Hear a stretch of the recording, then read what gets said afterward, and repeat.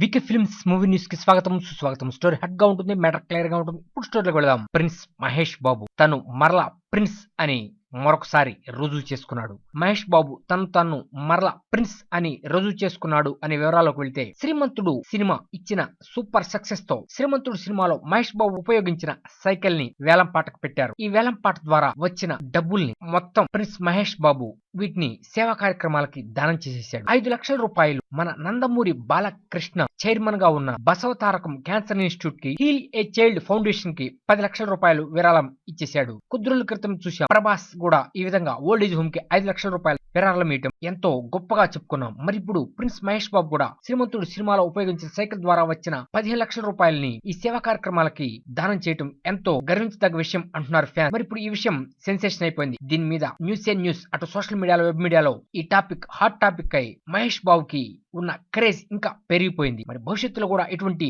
మంచి గొప్ప దాన కార్యక్రమాలు ప్రిన్స్ మహేష్ బాబు నిర్వహించాలని మనసారా కోరుకుంటూ best of luck to prince Mahesh Babu. ఇది latest movie bulletin. Next movie bulletin మళ్ళీ కలుద్దాం. Keep watching.